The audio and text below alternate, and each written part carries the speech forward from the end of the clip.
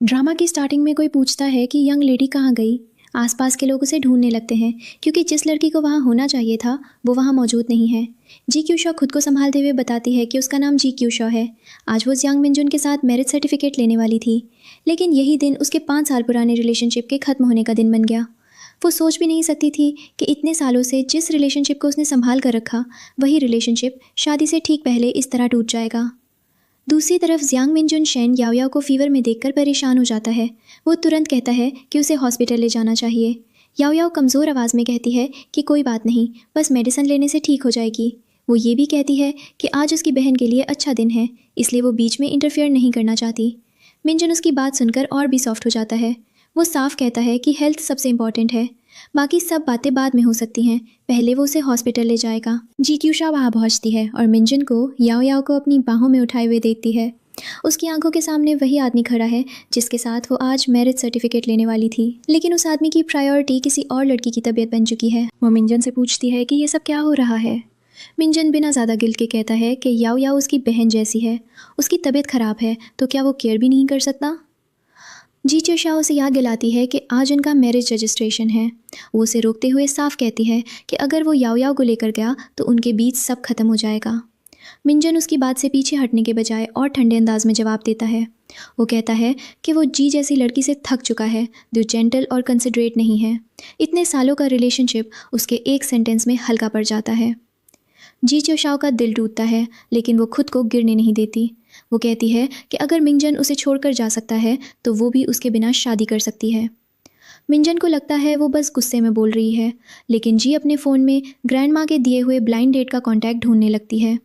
उसका मूड साफ बदल चुका है, वो अब रोकर पीछे नहीं हटने वाली। जी च्योशाओ सीधे मिस्टर फू को कॉल करती है। वो ग्रैंडमा का रेफरेंस देती है और बिना लंबी बात किए सीधा पूछती है कि क्या वो उससे शादी करेगा। दूसरी तरफ मिस्टर फू प्रैक्टिकल तरीके से जवाब देता है। वो कहता है कि दोपहर में उसके पास 1 आवर का टाइम है, अगर जी तैयार है तो सिविल अफेयर्स ब्यूरो में मिल सकते हैं। जी कॉल कट करने के बाद जल्दी से निकल पड़ती है। रास्ते में उसके अंदर डर और नर्वसनेस दोनों चल रहे हैं। वो सोचती है कि उसने जिस आदमी को देखा तक नहीं, उसी से शादी करने का फैसला कर लिया। कहीं ऐसा ना हो कि सामने कोई बूढ़ा आदमी निकले जिसके पेट पर मोटी तोंद हो, लेकिन अब उसके पास पीछे हटने का रास्ता भी नहीं है। मिंजन के बिट्रेल ने उसे इतना पुश कर दिया है कि वो अपनी ज़िंदगी का सबसे बड़ा डिसीजन तुरंत लेने जा रही है। सिविल अफेयर्स ब्यूरो में जी क्यूशो मिस्टर फू को देखती है और एक पल के लिए ठहर जाती है। सामने कोई बूढ़ा या ऑर्डिनरी आदमी नहीं, बल्कि टॉल, हैंडसम और काम पर्सनैलिटी वाला फूशियन खड़ा है। जी को खुद यकीन नहीं होता कि यही वो आदमी है जिससे वो अभी शादी करने वाली है। दोनों रजिस्ट्रेशन प्रोसेस के लिए बैठते हैं। ऑफिसर उन्हें फ़ोटो के लिए क्लोज़र आने को कहता है। जी ऑकवर्ड होकर पास आती है। ऑफिसर स्माइल करने को कहता है, पर जी के चेहरे पर अभी भी शॉक और नर्वसनेस है। फूशियन बिल्कुल कंपोज्ड बैठा रहता है। जी के मन में बस यही चल रहा है कि वो सच में एक ऐसे आदमी से शादी कर रही है जिससे वो अभी अभी मिली है।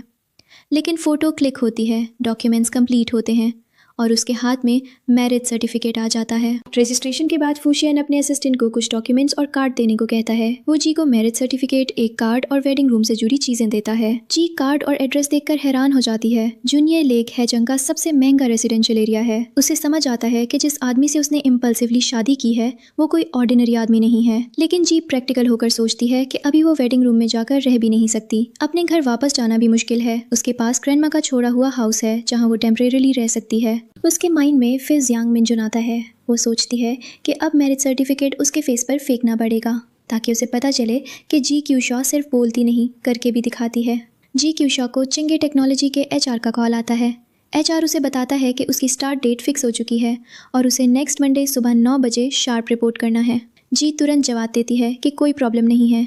उसके चेहरे पर पहली बार हल्की राहत आती है। रिलेशनशिप टूट चुका है, फैमिली की सिचुएशन कॉम्प्लिकेटेड है, लेकिन उसके करियर की नई शुरुआत सामने खड़ी है। फ्रेंड्स पहले पूछती हैं कि क्या जियांग फैमिली के साथ उसका पैचअप हो गया। जी शांत होकर बताती है कि उसका जियांग मिनजुन से ब्रेकअप हो चुका है। फ्रेंड्स पहले सरप्राइज़ होती हैं, फिर सपोर्टिव अंदाज में ब्रेकअप पर कंग्रेचुलेशंस जैसी रिएक्शन देती हैं।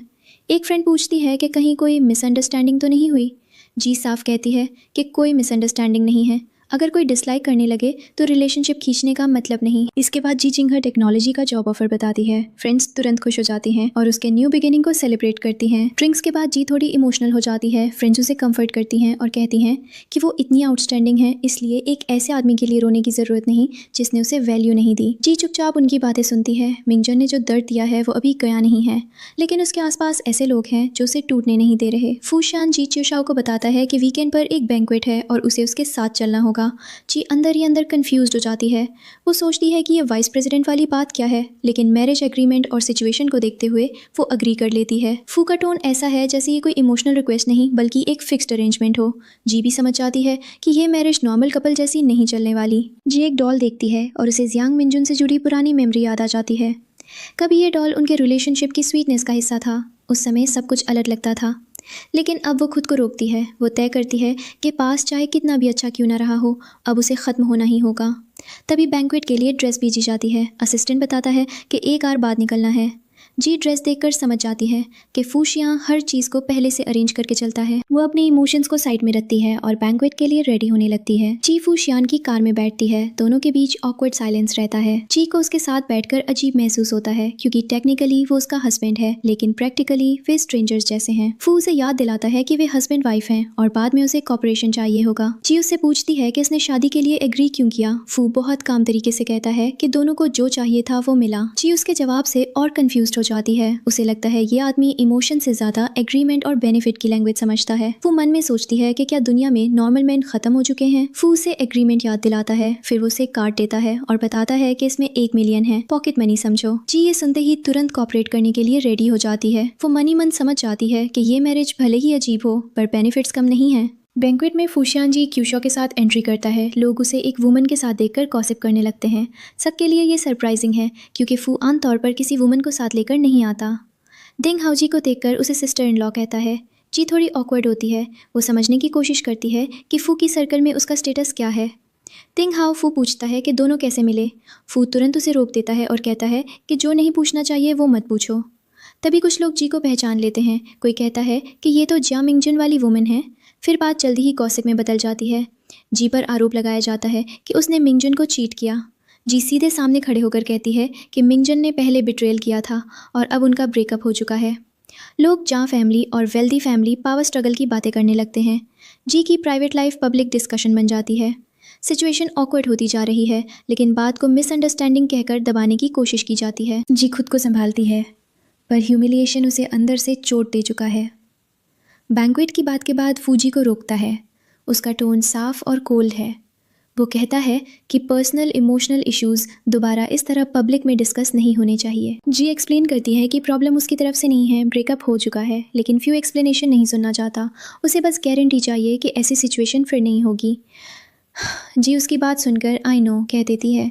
वो समझ जाती है कि फ्यू के लिए मैरिज में इमोशन से ज़्यादा पब्लिक इमेज और कंट्रोल इम्पॉर्टेंट है। एक वुमेन फ्यू शियांग के पास आती है और उसे डांस के लिए इन्वाइट करती है। जी उसे देखकर तुरंत अलर्ट हो जाती है।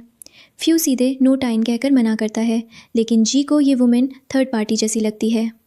मिंजन और याओ याओ वाली चोट अभी फ्रेश है, इसलिए वो ऐसे लोगों से नेचुरली इरिटेट हो जाती है।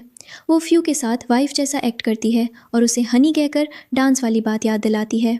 फ्यू उसे देखता है जैसे उसकी एक्टिंग को समझ रहा हो। जी फिर अपने न्यू जॉब का बहाना बनाकर घर जाने की बात करती है। उसे इस बैंक्वेट की फेक स्माइल्स और हिडन गॉसिप से दूर जाना है।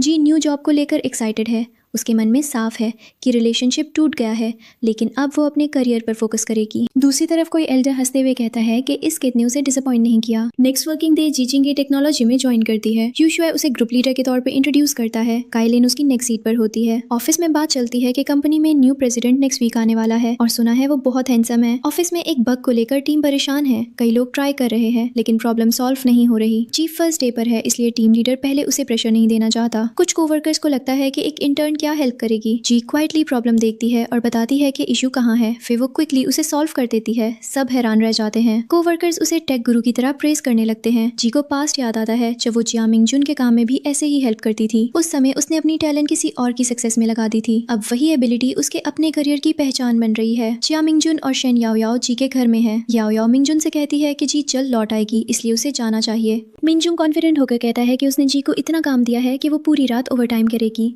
उसे पूरा पूरा भरोसा है कि जी जल्दी वापस नहीं आएगी। याओ याओ लेट नाइट स्नैक का बहाना बनाती है और इनोसेंट दिखने की कोशिश करती है। तभी जी अचानक लौट आती है। मिंजो और याओ याओ की प्लानिंग ऑकवर्ड हो जाती है। जी उन्हें देखकर ज़्यादा रिएक्शन नहीं देती, वो खाना खाने से बचती है और सिचुएशन को साइलेंटली हैंडल करती है। मिंजुन जी को रोकता है और पूछता है कि उसने उसके कॉल्स क्यों नहीं उठाए।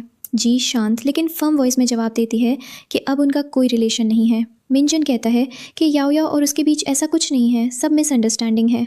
जी उसे साफ बताती है कि वो स्टूपिड नहीं है, उसने जो देखा है उसे इग्नोर नहीं करेगी। फिर वो उसे बताती है कि वो ऑलरेडी मैरिड है।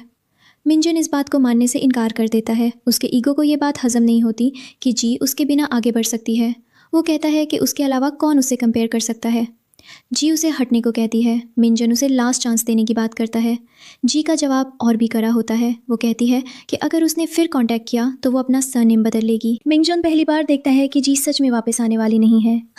फुशियान जी से डिनर करने को कहता है। उसके लिए ये कोई रोमांटिक डिनर नहीं बल्कि एक टास्क जैसा है। जी कुछ एक्सप्लेन करने की कोशिश करती है लेकिन फू उसे रोक देता है। वो कहता है कि वो सुनना नहीं चाहता, आज उसका टास्क सिर्फ डिनर करना है। फिर वो जी का फ़ोन लेता है और अपना कॉन्टैक्ट सेव करता है। वो कहता है कि कभी भी कॉन्टैक्ट करना पड़ सकता है और उसे प्रॉम्प्ट रिप्लाई चाहिए। जी को ये पूरा सेटअप हस्बैंड वाइफ रिलेशनशिप से ज़्यादा बॉस सेक्रेटरी अरेंजमेंट जैसा लगता है। वो मन ही मन सोचती है कि उसकी शादी भी कॉर्पोरेट प्रोसेस में बदल गई है। ऑफिस में next day new general manager और वाइस प्रेसिडेंट के आने की तैयारी होती है। स्टाफ को 1 आवर अर्ली आने के लिए कहा जाता है। जी लेट नहीं होना चाहती लेकिन फू उसे मील पर रोक लेता है। जी जाना चाहती है पर फू कार्ड फ्रीज करने की धमकी देता है। जी मजबूरी में रुक जाती है। अगले दिन ऑफिस में सब जल्दी पहुंचते हैं। बाय रोहे एंट्री करती है। कोवर्कर्स उसे पीकॉक की तरह ड्रेस्ड अप डिपार्टमेंट हेड बताते हैं। जी रात देर होने के कारण टायर्ड है। वो कहती है कि फू की वजह से उसे प्रॉपर स्लीप नहीं मिली। तभी वाइस प्रेसिडेंट की अराइवल होती है। फू शियन सामने आता है। जी उसे देखते ही अंदर से चौंक जाती है। ये वही आदमी है जिससे उसकी शादी हुई है और वही कंपनी का वाइस प्रेसिडेंट भी है। बायरोहे स्टाफ इंट्रोड्यूस करती है। फू खुद को वाइस प्रेसिडेंट और टेक्नोलॉजी डिपार्टमेंट हेड बताता है। वो सबके सामने जी से डायरेक्टली पूछता है कि वर्कलोड कैसा है और वर्क एटमॉस्फेयर कैसा लग रहा है। कोवर्कर्स तुरंत नोटिस करते हैं कि वाइस प्रेसिडेंट ने बाकी लोगों से ज़्यादा जी से बात की। ऑफिस गॉसिप का माहौल बनता है।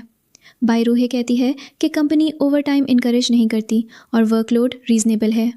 जी शांत रहती है लेकिन उसे समझ आ जाता है कि सीक्रेट मैरिज को ऑफिस में छुपाना आसान नहीं होगा। फू के जाने के बाद कोवर्कर्स आपस में बात करते हैं कि वाइस प्रेसिडेंट जी को अलग अटेंशन क्यों दे रहा था। किसी को लगता है बायरोहे इस बात से पेटी हो सकती है। बात सच हो जाती है। बाई जी को सेल्स रिप्रेजेंटेटिव डेटा ऑर्गेनाइज करने का काम दे देती है। जी कहती है कि उसके पास ऑलरेडी न्यू प्रोजेक्ट है। बाई उसे एक्सक्यूजेस ना बनाने को कहती है।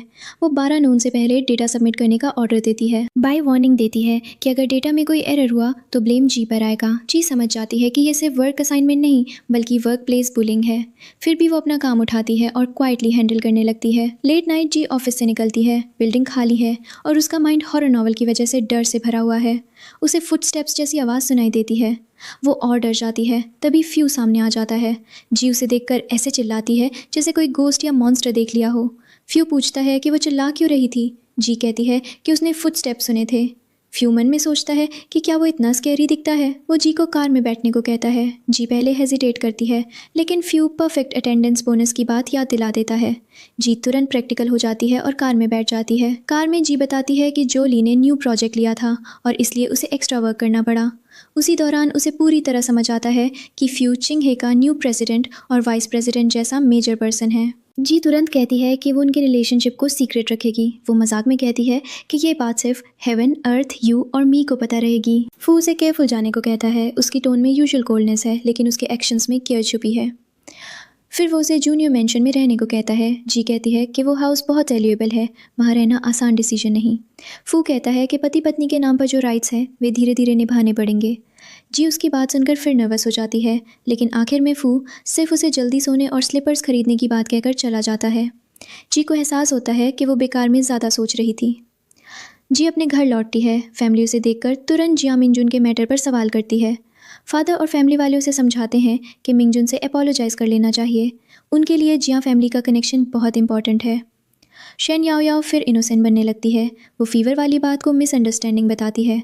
जी शांत नहीं रहती। वो ड्रेस की बात उठाती है और बताती है कि वो ड्रेस उसकी थी, इंगेजमेंट पार्टी के लिए कस्टम मेड थी। वो कहती है कि वो सिर्फ अपनी चीज़ें लेने आई है और फैमिली टाइम डिस्टर्ब नहीं करेगी। फादर उसकी बात पर एंग्री हो जाता है। घर जो कभी उसका अपना होना चाहिए था अब उसे आउटसाइडर जैसा फील कराने लगता है। ड्रेस को लेकर आर्ग्यूमेंट बढ़ जाता है। याओ याओ कहती है कि अगर सिस्टर माइंड करती है तो वो ड्रेस नहीं पहनेगी, लेकिन उसके शब्दों में फिर वही इनोसेंट एक्ट छुपा रहता है। फैमिली जी को समझाती है कि बैंक्वेट जी फैमिली के फ्यूचर के लिए इंपॉर्टेंट है। उनके लिए याओ याओ की अपीयरेंस और जंग फैमिली का इंप्रेशन ज्यादा इंपॉर्टेंट है। जी साफ कहती है कि ड्रेस उसकी है। फिर वो बता देती है कि उसका जंग मिंगजुन से ब्रेकअप हो चुका है और आगे कोई कांटेक्ट नहीं होगा। फादर गुस्से में कहता है कि अगर वो आज घर से बाहर गई तो वापस मत आना। जी अपने दिल में सब समझ जाती है। माँ के जाने के बाद इस घर में उसके लिए बचा ही क्या है। वो घर छोड़कर निकल जाती है बिना पीछे देखे। फूशियान जी को न्यू ईयर रोड से पिक करता है। वो उसे कार में बैठाता है और रास्ते में स्मार्ट होम प्रोजेक्ट प्रपोजल पर बात शुरू कर देता है। जी अभी इमोशनल सिचुएशन से निकली है, लेकिन फू के साथ कार में भी वर्क डिस्कशन चल रहा है। फू उसे प्रपोजल दिखाकर थॉट्स पूछता है। जी जल्दी से प्रोफेशनल मोड में आ जाती है। वो कहती है कि smart home technology future homes का मेन स्ट्रीम बनेगी। ड्राइवर शाओचेन पीछे से ये सब देखकर सोचता है कि बॉस अपनी वाइफ से कार में भी काम की बात कर रहा है।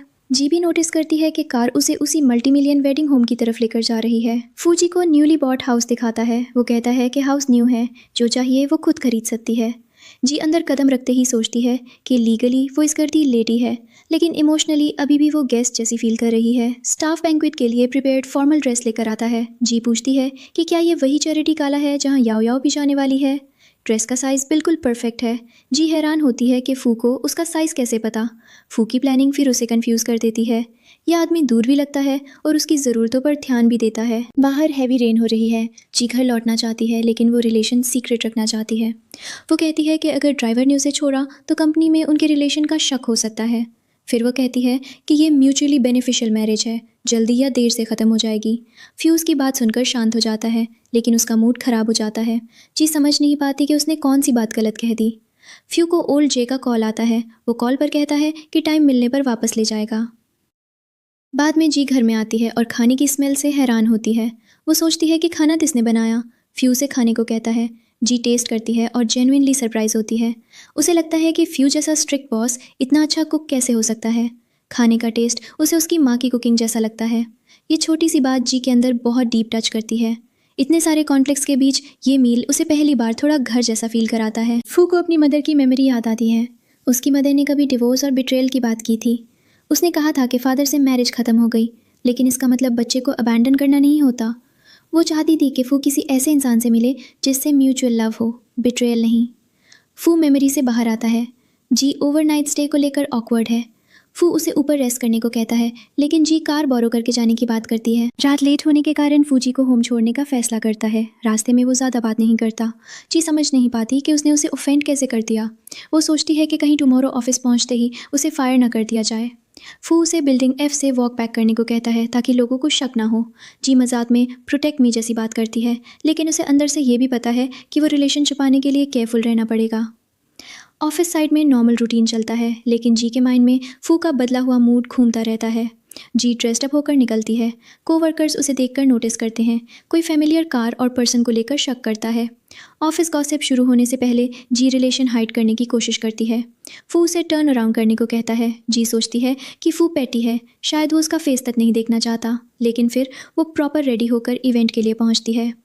दोनों अपनी फेक नॉर्मल मैरिज और हिडन ऑफिस आइडेंटिटी को संभालते हुए आगे बढ़ते हैं। चैरिटी गाला में लग्जरी माहौल है। ऑक्शन स्टार्ट होती है। पहले लैंडस्केप पेंटिंग आती है जिसकी स्टार्टिंग बिड 8 मिलियन है। फूशियान सीधे 25 मिलियन बिड करता है। जी हैरान रह जाती है। फू बताता है कि पेंटिंग ग्रैंडफादर के बर्थडे के लिए है। फिर सैफायर नेकलेस की बिडिंग शुरू होती है। स्टार्टिंग बिड 10 मिलियन है। जी उसे देखकर मन ही मन मानती है कि नेकलेस बहुत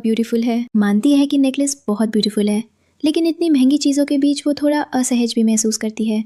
वो रेस्टरूम जाने का एक्सक्यूज़ लेकर उठ जाती है। जी रेस्टरूम साइड जाती है और मन में फ्रस्ट्रेटेड है। दिन में काम, रात में बॉस को एक्कम्पनी करना, ऊपर से एक्स बॉयफ्रेंड और कज़न का लव शो, सब उसे इरिटेट कर रहा है। तभी जिया मिंगजुन और शेन याओ याओ से उसका सामना हो जाता है। मिंगजुन उस पर आरोप लगाता है कि उसने याओ याओ के क्लोथ्स रूइन किए। जी बिना डरे कहती है कि जो उसके अपने क्लोथ्स हैं उनके साथ वो क्या करे ये उसका काम है। वो मिंगजुन को ताना देती है कि अपनी लवर के लिए स्टैंड लेना है तो पहले टाइम शेड्यूल कर लिया करे। मिंगजुन फिर भी ईगो में सोचता है कि जी ने ज़रूर किसी दूसरे आदमी को जल्दी हुक किया होगा, लेकिन उसकी नज़र में ये सब बस एक्टिंग है। जी उसकी सोच से परेशान नहीं होती, वो साफ दिखा देती है कि अब उसके पास मिंजुन की नॉनसेंस सुनने का टाइम नहीं है। फूशियान जी को सफ़ायर नेकलेस देता है। जी उसे देखकर तुरंत मना करती है क्योंकि वो बहुत एक्सपेंसिव है। फू उसे मैरिटल रिलेशनशिप याद दिलाता है। वो कहता है कि ग्रैंडफादर का बर्थडे नेक्स्ट वीक है और वहाँ बहुत लोग होंगे। वो नहीं चाहता कि कोई ये कहे कि उसकी वाइफ के पास डिसेंट नेकलेस भी नहीं है। जी उसकी बात सुनकर समझती है कि ये कॉपरेशन और एक्टिंग के लिए है, फिर भी उसके दिल में हल्का सा असर होता है। फू के शब्द प्रैक्टिकल हैं लेकिन उसके एक्शंस प्रोटेक्टिव लगते हैं। जी खुद को समझाती है कि ज़्यादा फील नहीं करना चाहिए क्योंकि ये मैरिज एग्रीमेंट बेस्ड है। काला के बाद जी कंपनी जाकर अनफिनिश्ड वर्क कंप्लीट करना चाहती है। फू से पूछता है कि क्या चिंग एम्प्लॉयज़ एक्सप्लॉइट करने की क्लॉज रखती है। जी कहती है कि डिले हुआ तो डेरिलेक्शन ऑफ ड्यूटी होगा। फू भी ऑफिस आ जाता है। वो कहता है कि बॉस होते हुए वो भी ओवरटाइम कर रहा है। जी काम कंप्लीट करती है। फू उसे अपने ऑफिस में खाने को बुलाता है। फिर वो उसे सीईओ ऑफिस में फ्री एंट्री अथॉरिटी देता है। जी के लिए ये बिग डील है। वो समझती है कि फू उस पर ट्रस्ट कर रहा है, चाहे उसके तरीके हमेशा कोल्ड ही क्यों ना हो। खाना खाने के बाद जी को नींद आने लगती है। वो कहती है कि फुल मील के बाद उसे स्लीपीनेस हो जाती है। फ्यू उसे होम ले जाने को कहता है लेकिन जी हाफ स्लीपी स्टेट में उसे डिस्टर्ब ना करने को बोलती है। वो खुद जाने की बात करती है। टाइम धीरे धीरे बीतता है। जी की टायर्डनेस साफ दिखती है। फ्यू उसे अकेले छोड़ने वाला नहीं लगता लेकिन वो अपने केयर को भी नॉर्मल वर्ड्स में ही छुपा कर रखता है। जी फ्यू के बारे में सोचती है कि काम में वो सीरियस है लेकिन रियल लाइफ में कभी कभी स्कॉन्ड्रल जैसा बिहेव करता है। रात में फ्यू उसके घर में ही सो जाता है। सुबह जी उठती है और उसे देखकर पैनिक में आ जाती है। उसे ऑफिस लेट होने का डर है। परफेक्ट अटेंडेंस उसकी प्रायोरिटी है। वो फ्यू को जगाती है। फ्यू से थोड़ा और सोने देता है लेकिन खुद भी वही रुका हुआ है। जी देखती है कि उसके घर में फ्यू की चीज़ें भी हैं। फ्यू ब्रेकफास्ट खाने को कहता है। जी सबवे से जाने की बात करती है ताकि कोई शक ना करे। फ्यू कार पार्किंग दूर रखने की बात मान लेता है। उनकी ज़िंदगी धीरे धीरे अजीब डोमेस्टिक रूटीन में बदलने लगती है जहां दोनों रिलेशनशिप छुपा भी रहे हैं और साथ भी रह रहे हैं। ऑफिस के बाहर बाई रोहे फ्यू की कार नोटिस कर लेती है। जी जल्दी में वर्ड पर चली जाती है लेकिन बाई का सस्पिशन बढ़ जाता है। बाई उसे एरोगेंट इंटर्न कहती है और फिर कॉर्पोरेशन प्रोजेक्ट के लिए फैक्ट्री भेजने का डिसीजन लेती है। जी को बताया जाता है कि उसे फैक्ट्री प्रोसेस ऑब्जर्व करने जाना होगा। बाई कहती है कि दिन में फैक्ट्री विजिट कर सकती है और रात में अपना ओन वर्क कर सकती है। जी साफ समझ जाती है कि ये अपॉर्चुनिटी से ज़्यादा एक्सप्लॉयटेशन है लेकिन वो इसे भी अपने लर्निंग चांस की तरह हैंडल करने का फैसला करती है। फू बिजनेस ट्रिप लिस्ट मांगता है। उसे पता चलता है कि टेक्निकल डिपार्टमेंट ने सिर्फ न्यू कमर जी को भेजा है। वो पूछता है कि ऐसा क्यों हुआ। ऑफिस में कोवर्कर जी से कहता है कि बाय डेलिब्रेट एक्सप्लॉइट कर रही है। जी कहती है कि उसने खुद इसे रेयर अपॉर्चुनिटी समझकर एक्सेप्ट किया है। कोवर्कर वार्निंग देता है कि रिपोर्ट हायर अप्स तक जाएगी लेकिन सिग्नेचर शायद जी का नहीं होगा। जी सोचती है कि direct hire level involvement risk है लेकिन शायद एक पर्सन है जो सच एक्सेप्ट करेगा। दूसरी तरफ फू लेट तक वर्क वीडियो देखता है। उसे जी की मेहनत और सिचुएशन दोनों समझ आ रहे हैं। फू जी को होम ले जाता है। जी बिजनेस ट्रिप रिपोर्ट और जिनतैंग विजिट की डिटेल्स बताने लगती है। वो कहती है कि ट्रिप स्मूथ था और स्मार्ट होम डिवाइसेस देखने को मिले। असल में वो बहुत टायर्ड है लेकिन फू उसे रिपोर्ट करने को कहता है। जी उसे अनस्केपल कैपिटलिस्ट कहती है। फिर भी डिनर के दौरान वो प्रोफेशनल डिस्कशन जारी रखती है। वो furniture structure, activity principle, sales strategy और रियल एस्टेट इकोनॉमी तक की ऑब्जर्वेशंस बताती है। फ्यूज का रिपोर्ट देखता है और कहता है कि डॉक्यूमेंट वेल रिटन है। जी के अंदर थोड़ी रिलीफ आती है। उसकी मेहनत किसी ने सच में नोटिस की है। जी थैंक यू गिफ्ट लेकर फू के ऑफिस आती है। वो जानती है कि फू ने उसके रिपोर्ट को रिवाइज करके हेल्प की। वो उसे ड्रिंक देती है। फू उसे शुगर ऐड करने को कहता है क्योंकि ड्रिंक बिटर है। जी बोल देती है कि उसे बिटर ड्रिंक्स पसंद नहीं है। फू कहता है कि अगर स्वीट हो सकता है तो बिटर क्यों पीना। जी उसकी बात सुनकर चुप रह जाती है। बाई रोहे को रिपोर्ट इशू पर सुपीरियर के पास बुलाया जाता है। फू रिपोर्ट का रियल ऑथर जानना चाहता है। रिपोर्ट की तारीफ होती है कि वो कंसाइज है और टेक्निकल लेवल हाई है।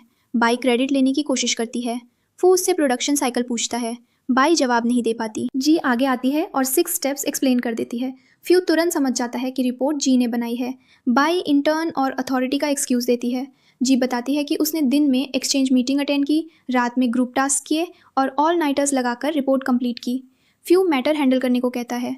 बाई की चाल पब्लिकली कमज़ोर पड़ जाती है और जी की मेहनत सामने आ जाती है। जी अनहैप्पी है। फ्यू उससे कहता है कि ऐसी सिचुएशन में वो डायरेक्टली उसे बता सकती थी। जी कहती है कि अगर बाई सच में रिपोर्ट अपने नाम से सबमिट कर देती तो वो एक पावरलेस इंटर्न होती। फ्यू उसे याद दिलाता है कि वे हस्बैंड वाइफ है। जी तुरंत कहती है कि स्ट्रिक्टली स्पीकिंग वे सुपीरियर सबॉर्डिनेट भी हैं। दोनों के बीच बाउंड्रीज फिर सामने आ जाती हैं। जी अपनी इंडिपेंडेंस बचाना चाहती है और फ्यू चाहता है कि वो उसे अपने साइड में मानकर चले। जी अपनी फ्रेंड्स के साथ ड्रिंकिंग गेट टुगेदर में बैठी है। फ्रेंड्स जियोंग मिंगजून के ब्रेकअप के बारे में पूछती है। जी साफ कहती है कि वो उससे बहुत पहले अलग हो चुकी है, अब नेक्स्ट वन डेफिनेटली बेटर होगा। फ्रेंड्स प्लेफुल मूड में एक हैंडसम गाय नोटिस करती हैं और जी को बताती हैं कि 3 o'clock पोजीशन पर देखो। जी तुरंत मेंस्ट्रुअल क्रैम्प्स का एक्सक्यूज देकर बचती है, वो अभी किसी नए रोमांटिक ड्रामा में पढ़ने के मूड में नहीं है। दिंगहाओ जी को देखकर रिकॉग्नाइज करता है। उसके आसपास के लोग भी ध्यान देते हैं कि ये वही वुमन लग रही है जो लास्ट डेट पर रिच गाय के साथ थी। कोई सीनियर जियांग को मैसेज भेज देता है।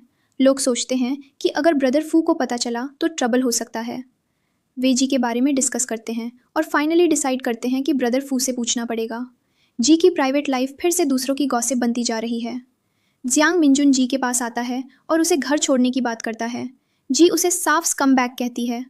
मिंजुन फिर वही पुराना एक्सक्यूज़ देता है कि याओ याओ और उसके बीच वैसा कुछ नहीं है। जी कहती है कि सब खत्म हो चुका है, अब वे फ्रेंड्स भी नहीं हैं। मिंजो उसे बिलीव नहीं करना चाहता। जी बताती है कि उसका हस्बैंड उससे ज़्यादा हैंडसम है, बेटर टेम्पर वाला है और ज़्यादा केपेबल भी है।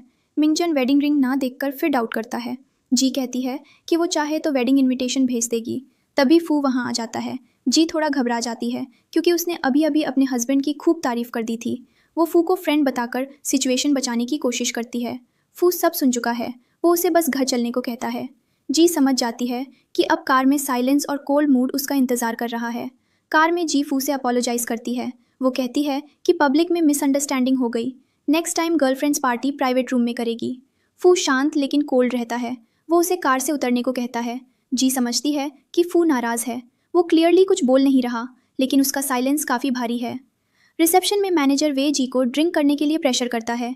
जी जूस लेना चाहती है, लेकिन वे उसे फेस देने की बात करता है। वो उसे टोस्ट करने के लिए मजबूर करता है। जी पोलाइटली अवॉइड करने की कोशिश करती है, लेकिन वे और दूसरे मैनेजर्स उस पर प्रेशर बढ़ाते हैं। दूसरे मैनेजर कॉपरेशन कैंसिल करने की धमकी देते हैं। जी फॉर्म होकर कहती है कि कोलैबोरेशन का डिसीजन मैनेजर वीन अकेले नहीं कर सकता। उसकी पोजीशन भले नहीं हो, लेकिन वो बिना रीज़न किसी के सामने झुकने वाली नहीं है। फूशियन वहाँ पहुँचता है और जी को डिफेंड करता है। मैनेजर वी बॉटल पीकर मैटर सेटल करने की बात करता है। फू सीधे कहता है कि उसके पास ऐसा करने का राइट नहीं है। वे पहचान जाता है कि ये फूशियान है। उसका कॉन्फिडेंस तुरंत कम हो जाता है। फू कोलैबोरेशन एंड करने की बात करता है। वो पूछता है कि किस कॉन्ट्रैक्ट में लिखा है कि एम्प्लॉयज़ को कॉम्पनसेशन के लिए ड्रिंक करना पड़ेगा। वो सर्वेलेंस चेक और हरासमेंट एक्यूजेशन की बात करता है। मैनेजर वे की हालत ख़राब हो जाती है। जी पहली बार देखती है कि फू जब अथॉरिटी मोड में आता है तो सामने वाले की सारी दबंगई गायब हो जाती है। जी फू को सेवर जैसा मानती है। फू उसे कहता है कि नेक्स्ट टाइम ऐसे ड्रिंकिंग पार्टीज़ में उसे रेकमेंड किया करे। फिर वो टेक्निकल असिस्टेंट रिक्रूटमेंट की बात करता है। ऑफिशियल वेबसाइट पर मंडे अनाउंसमेंट आने वाली है। जी हेजिटेट करती है क्योंकि परमानेंट हुए उसे ज़्यादा टाइम नहीं हुआ। फू उसे खुद पर बिलीव करने को कहता है। अगले दिन मैनेजर वे अपॉलॉजी करने आता है। वह स्पेयर करने की रिक्वेस्ट करता है। जी देखती है कि दुनिया में कई लोग वीक पर प्रेशर डालते हैं, लेकिन स्ट्रॉन्गर अथॉरिटी सामने आते ही टोन बदल लेते हैं। फू मैनेजर वे को वही शराब की बोतल पीकर अग्रीमेंट डिस्कस करने को कहता है। वे कहता है कि पूरी बोतल पीना पॉसिबल नहीं है। फू शांत होकर कहता है कि कोऑपरेशन बाद में डिस्कस करेंगे। वे डरकर एक्स्ट्रा 2% कॉन्ट्रैक्ट ऑफर करता है। फू डील एक्सेप्ट कर लेता है। जी के साथ जो ह्यूमिलिएशन करने की कोशिश हुई थी, उसका जवाब फू अपने तरीके से देता है। फेंग चैन जी से मिलती है और एक बड़ी बात बताती है। वो प्रेग्नेंट है और बच्चा जियांग मिंगजुन का है। जी शॉक हो जाती है। फेंग चैन कहती है कि उसे मनी बोरो करनी है क्योंकि वो बेबी को बर्थ देना चाहती है। वो मिंगजुन को ये बात बताना नहीं चाहती और जी से सीक्रेट रखने की रिक्वेस्ट करती है। जी उसकी हालत सुनकर सीरियस हो जाती है। वो मनी लैंड करने और बात सीक्रेट रखने के लिए अग्री कर जाती है। फू जी को ग्रैंडफादर बर्थडे के लिए आउटफिट देता है। वो कहता है कि इस ओकेजन के लिए ये बेटर है। बाद में रेस्टरूम साइड जी का सामना शेन याओ याओ और जियांग मिंगजुन से होता है। याओ याओ प्राउड होकर बताती है कि वो और मिंगजुन नेक्स्ट वीक एंगेज्ड या मैरिड होने वाले हैं। जी इनविटेशन में इंटरेस्टेड नहीं है। मिंगजुन कहता है कि जी ओल्डर सिस्टर है और जी फैमिली की एल्डेस्ट डॉटर भी, इसलिए उसे आना चाहिए। जी उनकी बात सुनती है, लेकिन उसका इंटरेस्ट सेलिब्रेशन में नहीं, सच सामने लाने में है। जी टेक्निकल असिस्टेंट इंटरव्यू में एलिमिनेट हो जाती है। वो फ्रेंड को बताती है कि शायद मैरिड होने की वजह से उसे रिजेक्ट किया गया। पोजीशन में वाइस प्रेसिडेंट के साथ फ्रीक्वेंट ट्रैवल रिक्वायर्ड है।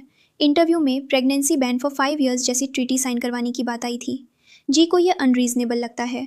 उसे समझ आता है कि वर्क प्लेस में एबिलिटी से ज़्यादा कई बार पर्सनल स्टेटस को जज किया जाता है। फ्यू इंटरव्यू प्रोसेस में प्रॉब्लम नोटिस करता है।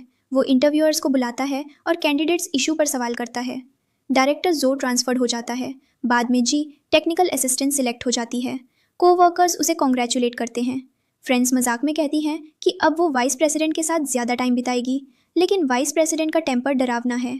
जी खुश है पर थोड़ा नर्वस भी। वो जानती है कि फ्यू के करीब काम करना आसान नहीं होगा। फ्रेंड्स जी की प्रमोशन सेलिब्रेट करते हैं। वे वार्निंग देते हैं कि रूलर की सर्विस करना टाइगर की सर्विस जैसा है और वो बुलीड हो सकती है। तभी फ्यू सूट में आता है। जी के ड्रंक फ्रेंड उसे प्रोफेशनल ड्राइवर समझ लेते हैं। सिचुएशन ऑकवर्ड हो जाती है। जी फाइनली बता देती है कि वो ऑलरेडी मैरिड है। फ्रेंड्स शॉक में पड़ जाते हैं। फिर उन्हें पता चलता है कि सामने खड़ा आदमी वाइस प्रेसिडेंट है। वे तुरंत टोन बदलकर गुड इवनिंग वाइस प्रेसिडेंट कहने लगते हैं। जी को एम्बेरसमेंट भी होती है और थोड़ी हंसी भी आती है। सीक्रेट मैरिज अब उसके क्लोज फ्रेंड से छुपी नहीं रहती। जी का मूड थोड़ा ख़राब है। उसे लगता है कि उसे फ्रेंड्स को पहले बता देना चाहिए था। फ्यू उसे कंफर्ट करता है और कहता है कि उन्हें टाइम दो। फिर वो वीकेंड होने की बात करके उसे जुए लेक ले जाने को कहता है ताकि वो रेस्ट कर सके। फ्यू उसे कस्टम मेड रिंग देता है। रिंग के अंदर वर्ड्स इंग्रेव्ड हैं। जी उसे देखकर चुप हो जाती है। वो सोचती है कि क्या एफयू भी उससे कुछ एक्सपेक्ट कर रहा है। फिर जब कुछ खास नहीं होता तो वो खुद ही थोड़ा डिसअपॉइंटेड हो जाती है। उनके बीच अब सिर्फ एग्रीमेंट नहीं, धीरे धीरे छोटी एक्सपेक्टेशंस भी आने लगी हैं। जीशन याओ याओ और जियांग मिंगजुन की एंगेजमेंट पार्टी में जाने की तैयारी करती है। फू पूछता है कि क्या वो उसके साथ आए। जी कहती है कि इनविटेशन में उसका नाम नहीं है। वो काम होकर बताती है कि उसने होम सिक्योरिटी कैमरा से प्रूफ लिया है और एंगेजमेंट पार्टी में थोड़ा फन ऐड करना है। उसकी आवाज़ में गुस्सा नहीं, कॉन्फिडेंस है। जो लोग उसे बेवकूफ़ समझ रहे थे उन्हें जवाब मिलने वाला है। एंगेजमेंट वेन्यू में शेन याओ याओ को फैमिली प्रेज कर रही है। सब उसे जी फैमिली की अच्छी बेटी की तरह ट्रीट कर रहे हैं। फैमिली कहती है कि जी फैमिली की हर चीज़ याओ याओ की है। जियांग फैमिली में शादी के बाद और भी पॉसिबिलिटीज़ खुलेंगी। याओ याओ भी कॉन्फिडेंटली कहती है कि मिंगजुन है तो जी फैमिली उसे सपोर्ट करेगी। लोग पूछते हैं कि क्यों शेंग ने आने को कहा था लेकिन अभी तक आई क्यों नहीं। वेन्यू में सेलिब्रेशन का माहौल है लेकिन उस सेलिब्रेशन की नींव बेट्रेयल पर खड़ी है। जी इंगेजमेंट पार्टी में आती है। उसका ड्रेस कैजुअल और फॉर्मल इनफ है लेकिन फादर उसे देखकर नाराज़ हो जाता है। वो कहता है कि उसे जल्दी आकर हेल्प करनी चाहिए थी। जी सीधा पूछती है कि क्या डैड चाहता है कि इंगेज्ड वही हो जाए। याओ याओ फैमिली रियूनियन और हैप्पीनेस की बातें करती है जैसे सब कुछ नॉर्मल हो। गेस्ट्स जी की डायमंड रिंग देखते हैं और पूछते हैं कि इतना जेनरस गिवर कौन है। जी शांत रहती है। उसके हाथ की रिंग साइलेंटली बता रही है कि उसकी ज़िंदगी अब जियांग फैमिली के सर्कल से बाहर जा चुकी है। इंगेजमेंट सेरेमनी शुरू होती है। होस्ट कपल की स्टोरी दिखाने की बात करता है। स्क्रीन पर वीडियो चलती है लेकिन वो रोमांटिक स्टोरी नहीं, याओ याओ का सच है। वीडियो में याओ याओ मिंगजन को अपना बताती है। वो कहती है कि मिंगजन उसका है। याओ याओ पैनिक में स्क्रीन बंद करने को कहती है। गेस्ट्स विस्पर करने लगते हैं। सबको पता चलता है कि जियांग पहले जी फैमिली की एल्डेस्ट डॉटर को डेट कर रहा था और याओ याओ मिस्ट्रेस निकली।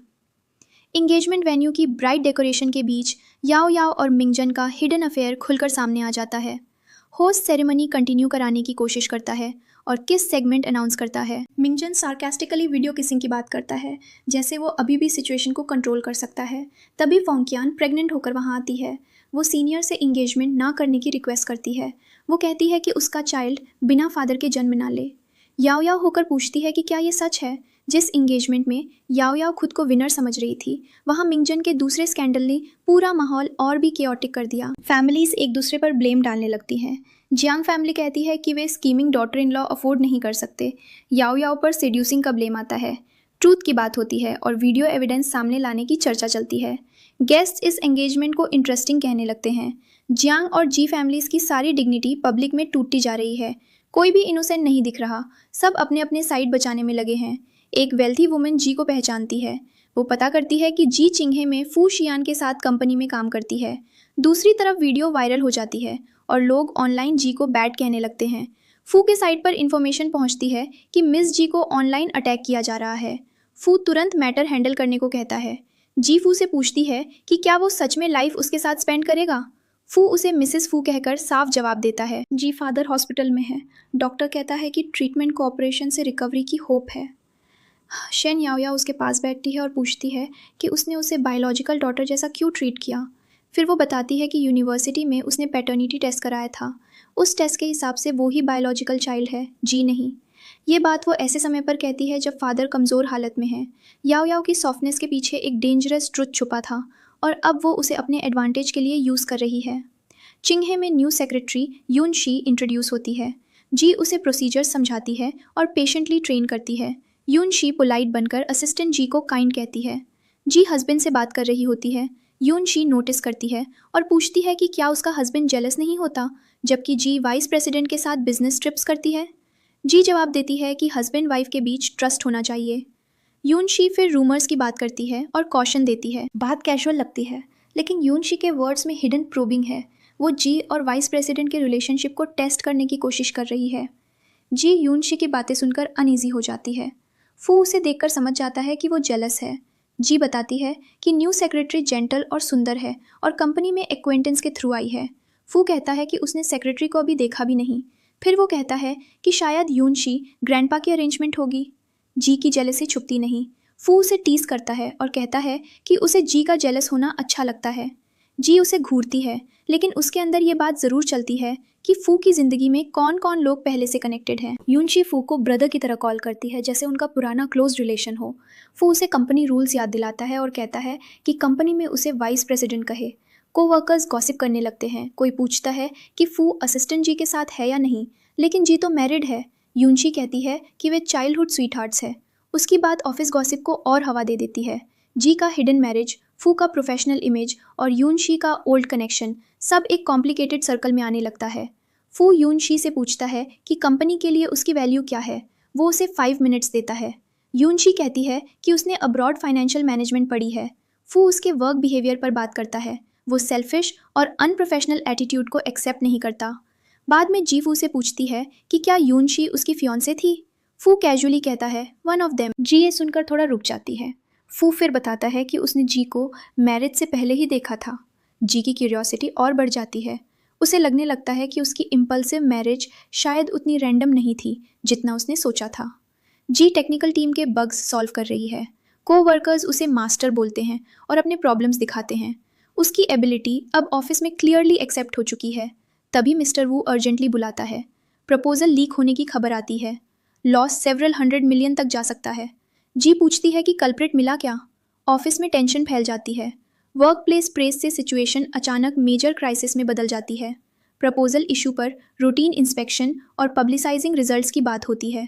एम्प्लॉय एक्सप्लेनेशन देने की कोशिश करता है कि गलती नहीं थी। फू एक्सप्लेनेशन सुनने के मूड में नहीं है। वो न्यू प्रपोजल बनाने को कहता है। कंपनी में प्रेशर बढ़ चुका है। अगर इशू सॉल्व नहीं हुआ तो नुकसान बड़ा होगा। जी को पता चलता है कि प्रपोजल डेटा रॉन्ग था। कोवर्कर बताता है कि वर्जन देखा गया था। जी कहती है कि फू जिंगवेन को बताना चाहिए। दूसरी तरफ फू ग्रैंडफादर को मेडिसिन दी जा रही है। फू जिंगवेन आउटवर्डली फीलियल ग्रैंडसन जैसा बिहेव करता है। ग्रैंडपा उसे केयरिंग समझता है, लेकिन जिंगवेन मन में कहता है कि उसने स्पेशल मेडिसिन दी है जिससे रिकवरी इम्पॉसिबल हो जाएगी। उसका गोल फैमिली फॉर्चून कंट्रोल करना है।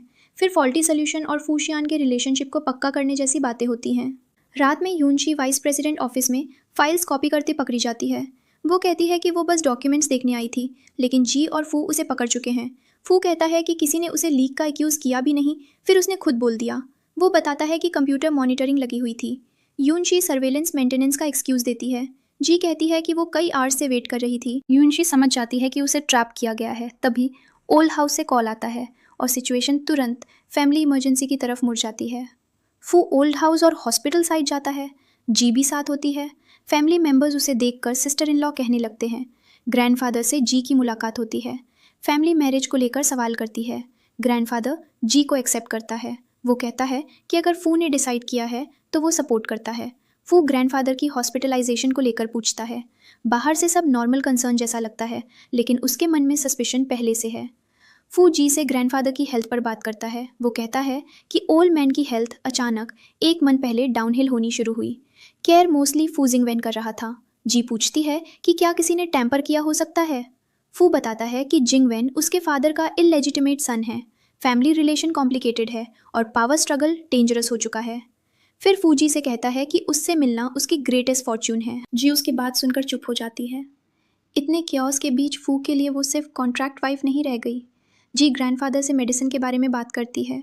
ग्रैंडपा बताता है कि फू शियान को बचपन से उसने रेज़ किया और वो चाहता है कि फू को लव मिले।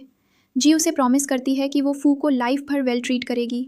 ग्रैंडपा बताता है कि मेडिसिन जिंगवन ने किसी रिनाउंड डॉक्टर से प्रिस्क्राइब कराई है। तभी जिंगवन मेडिसिन लेकर आता है।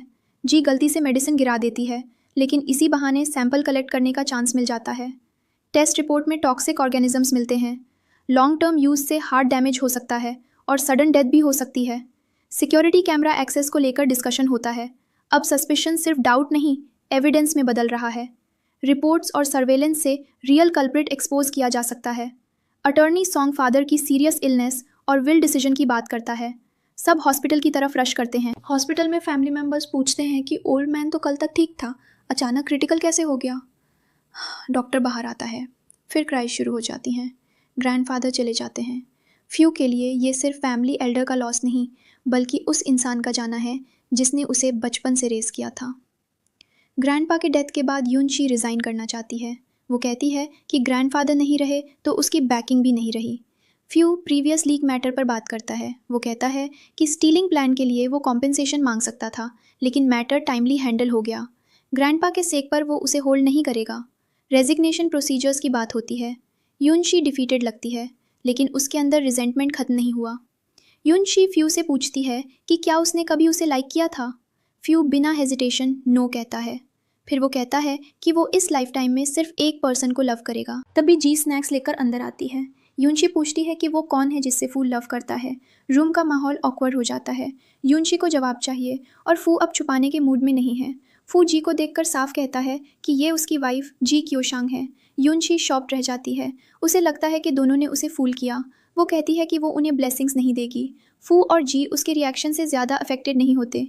उनका रिलेशनशिप अब किसी थर्ड पर्सन की अप्रूवल पर डिपेंडेंट नहीं है। यूनशी के जाने के बाद फू जी को वार्निंग देता है कि ह्यूमन नेचर को अंडर एस्टिमेट नहीं करना चाहिए। वो जी फैमिली और जियांग फैमिली की डीलिंग्स की इन्फॉर्मेशन देखने को कहता है। फू जियांग यंग मास्टर से मिलना चाहता है। उसे समझ आ गया है कि यूनशी जैसी पर्सन चुप बैठने वाली नहीं। अब नेक्स्ट ट्रबल जियांग मिंगजुन की तरफ से आ सकता है। यूनशी जियांग मिंगजुन से मिलती है। जियांग ऑलरेडी रूइंड हालत में है। वो कहता है कि वो ब्लाइंड था और ओल्डर सिस्टर से फूल हुआ। यूनशी उसे जी के खिलाफ भड़काती है। वो कहती है कि सब जी क्योशांग ने किया। जी के कंप्यूटर स्किल्स हैं, सर्वेलेंस चेक करना उसके लिए ईजी था। वो उसे याद दिलाती है कि इंगेजमेंट के कारण जियांग और यान फैमिली बिजनेस को 2 बिलियन का लॉस हुआ। फिर वो बताती है कि जी अब फू शियांग की वाइफ है, उसके लिए 2 बिलियन या 20 बिलियन मैनेज करना भी पॉसिबल है। फू अटर्नी सॉन्ग से विल और पॉइजन पॉसिबिलिटी पर बात करता है। वो पूछता है कि फू किंगवन ने कितना पैसा दिया। अटर्नी सॉन्ग कहता है कि विल नोटराइज था और कॉन्फिडेंशियल रहा। फू पॉसिबिलिटी रखता है कि ग्रैंडपा को पॉइजन देकर डेज्ड स्टेट में विल साइन कराया गया हो सकता है। जी फू के साथ खड़ी होती है। वो प्रॉमिस करती है कि वो उसके साथ ये सब फेस करेगी। फू उसे होम जाने को कहता है और खाना बनाने की बात करता है। भारी लीगल टेंशन के बीच भी दोनों की ज़िंदगी में एक छोटा डोमेस्टिक कॉर्नर बचा हुआ है। जी अकेली होती है। अचानक किडनैपर उसे पकड़ लेता है। वो उसे चुप रहने को कहता है, धमकी देता है कि अगर उसने एक वर्ड भी बोला तो वो उसे मार देगा। जी को रूफटॉप साइड ले जाया जाता है। डेंजर अचानक बिल्कुल सामने आ चुका है। फू फैमिली में ग्रैंडफादर की विल पब्लिकली रीड होने वाली है। फैमिली एसेट्स डिवीजन के लिए सब जमा है। फू जिंगवेन अर्ली अराइवल पर टॉन्ट सुनता है। गेस्ट गेस कर रहे हैं कि फैमिली हेड कौन बनेगा। अटर्नी सॉन्ग विल पढ़ता है। न्यू हेड के रूप में फू जुनलिन का नाम आता है।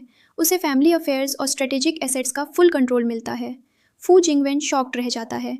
उसे सिर्फ 1 लाख मिलते हैं। उसका चेहरा साफ बता देता है कि उसकी सारी प्लानिंग वेस्ट होती दिख रही है। फू जिंगवेन गुस्से में फू शियान पर विल मैनिपुलेशन का आरोप लगाता है। फिर वो जी पर पॉइजन ब्लेम डालने की कोशिश करता है। वो सर्विलांस वीडियो दिखाता है जिसमें जी ग्रैंडपा को पानी देती दिखती है और फिर ग्रैंडपा की हालत क्रिटिकल हो जाती है। जिंगवेन कहता है कि जी ने पॉइजन दिया। फू शांत होकर कहता है कि ये एडिटेड और सेल्फ मेड सर्वेलेंस है। असली किलर वही है जो थीफ चिल्लाकर दूसरों को ब्लेम कर रहा है। वो जिंगवेन पर आरोप लगाता है कि उसी ने ग्रैंडपा के वाटर और मेडिसिन में पॉइजन दिया और विल ऑल्टर कराने की कोशिश की। जिंगवेन की चाल सबके सामने खुलने लगती है। फू जिंगवेन एक्सपोज्ड हो जाता है और उसे ले जाया जाता है।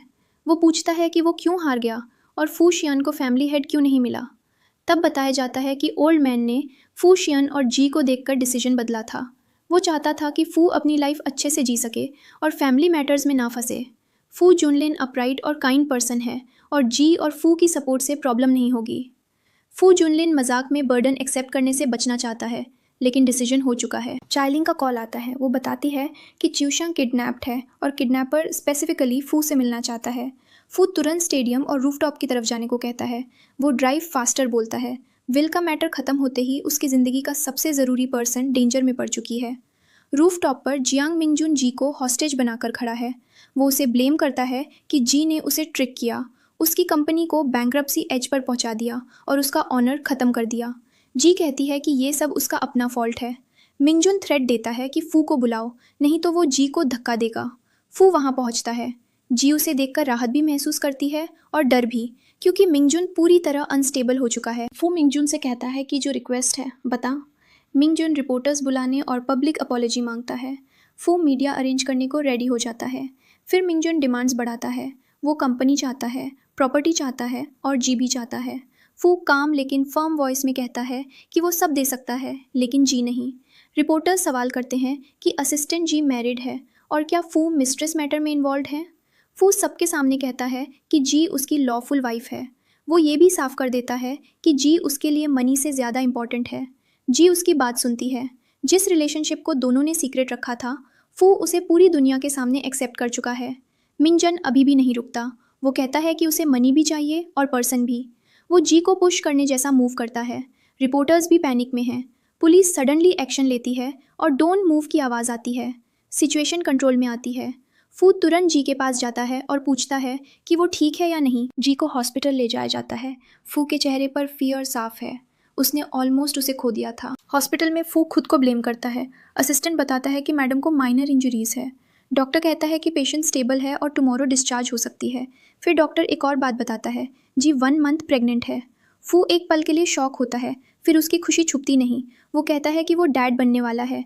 जी नर्वस है। इतनी सारी केओस के बीच प्रेगनेंसी की न्यूज़ उसे इमोशनल कर देती है। फू उससे प्रॉमिस करता है कि वो जी और बेबी को हैप्पी होम देगा। जी उसकी बात सुनती है। जिस आदमी से उसने इम्पल्सिवली शादी की थी, वही अब उसके फ्यूचर और बच्चे की सेफ्टी का प्रॉमिस कर रहा है। जी को प्रेगनेंसी कॉन्ग्रेचुलेशंस मिलती है। लोग क्यू शेंग और वाइस प्रेसिडेंट को कॉन्ग्रेचुलेट करते हैं।